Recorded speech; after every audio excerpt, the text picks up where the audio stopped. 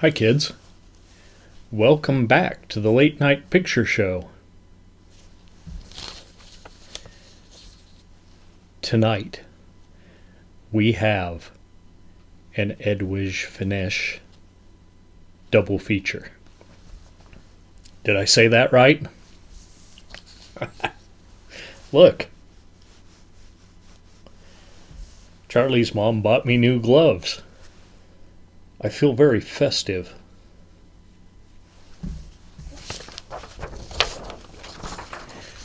Reminds me of those. You seen those Mexican twirly skirt dancers?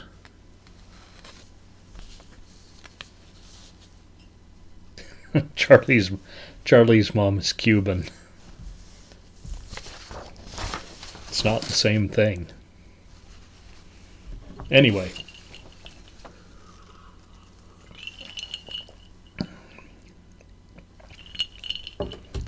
I'm still drinking the Lillet Blanc, but I found out how to drink it. Well, besides that Corpse Reviver number 2, that was pretty good. This, you just pour it on the rocks. I tried it straight and it was fine. Just kind of a plain white wine. But you put a little quarter shot of apricot brandy or Luxardo or any flavored liqueur that's too sweet by itself, and you get the flavor of that liqueur with the edge taken off, the sweetness. Kind of like watered down, but not really watered down, even though there's ice in there.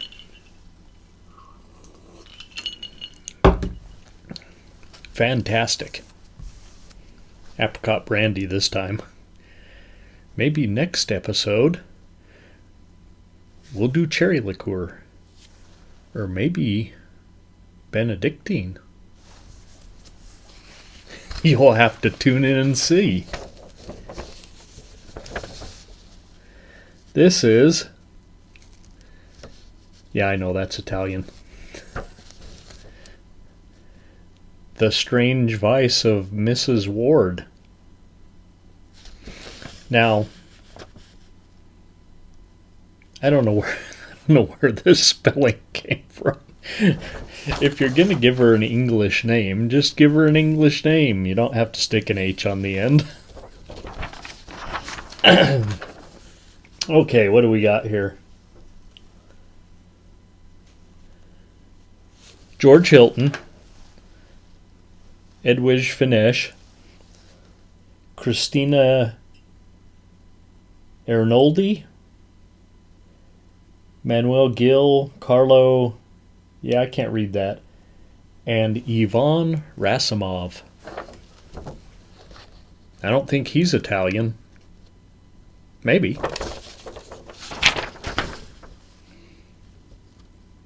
Cool poster, though. I might keep that one. Okay. Now, I'm just going to start up with the last night. I watched, what was the name? It was another Sergio Martino film. This one didn't have Edwige Finish in it.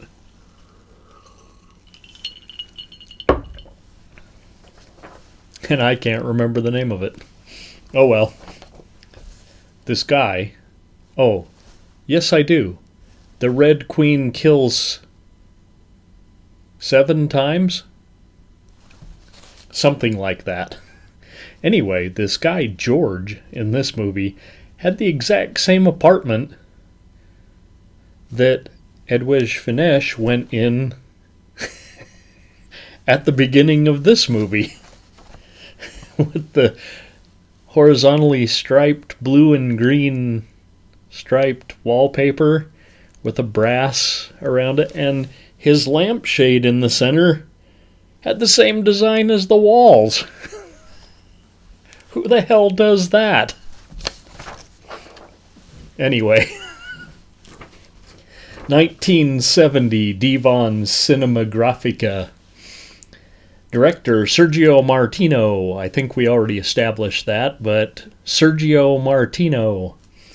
And starring Edwige Fenech. Mrs. Julie Wardh, played by Fenech, is plagued by memories of her masochistic past. Now hold on. Let's finish the sentence first. And her former sadistic lover, Jean. Must have been French. Anyway. Former sadistic lover, masochistic past. Now, it was a flashback, like, she runs out in the rain. He's like yelling. She's crying. She runs out in the rain and he like slaps her.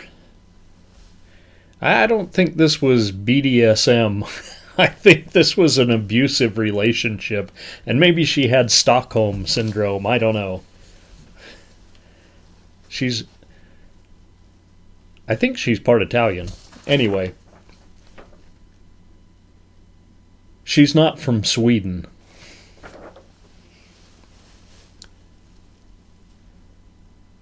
So, the first thing she sees is a car just like Jean's. Then she sees Jean at a party where she has just met another fellow, George. Another George. Only this time I think it's George Hilton. She leaves the party, but Jean follows her, apparently eager to resume their sick affair. Now that's a more apt description of what was going on.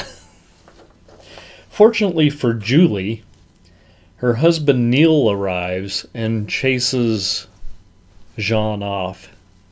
Be gone with you, Jean. With prodding from her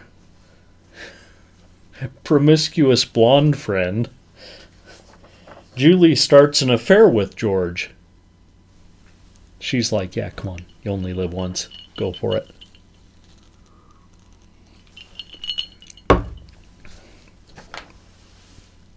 And she's hot, so it's not like he's going to say no.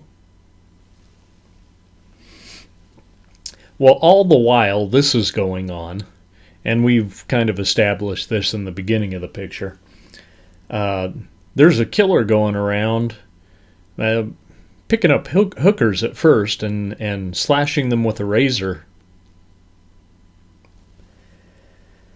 Well, it's in the news everywhere they go, and Julie even jokes with her blonde friend about it.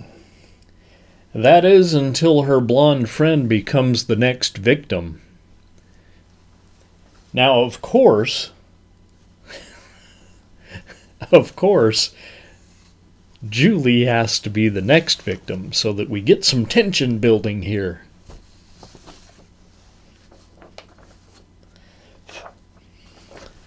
It soon becomes apparent that the killer is after Julie.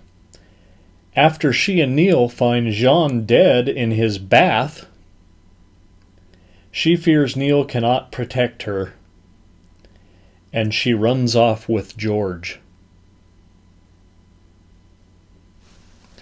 Julie finds no comfort in her new surroundings, however, imagining that the killer has followed them, which of course he has. See, Jean's not really dead. But is he the killer?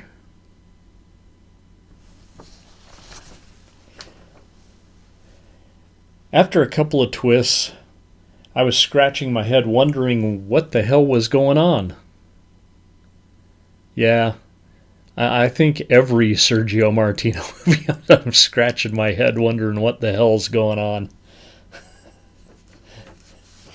In the end, it's a double cross, triple cross, and you won't believe who's doing who.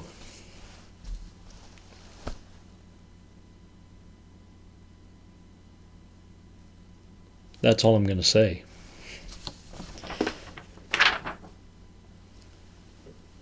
I must admit, I was very confused near the end of this picture.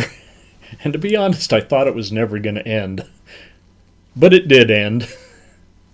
And it was fantastic. Very well done, I said here. Great characters, well filmed.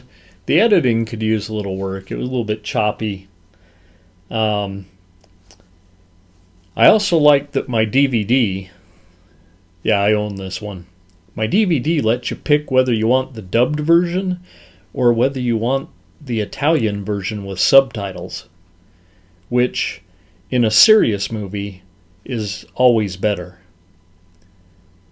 So a movie like this, you want subtitles.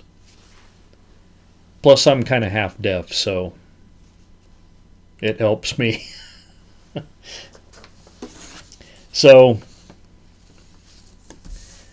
this film is a great example of Italian cinema in the 70s and a perfect giallo.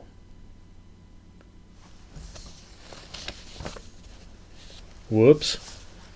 How about 4? It's a 4-ring circus tonight on the Late Night Picture Show with our first in our Edwidge Finish double feature.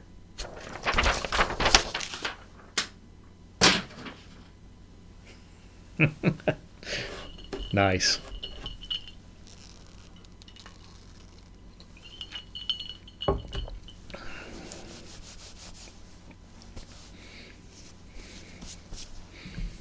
Now,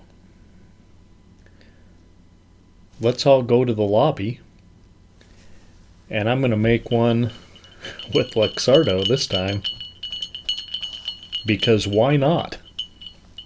It's just wine. Please join us for part 2 with the most awkward title in film history, Italian or otherwise. Your vice is a locked door and only I have the key. I probably screwed that up because it's so long and awkward. See you in a few minutes, kids.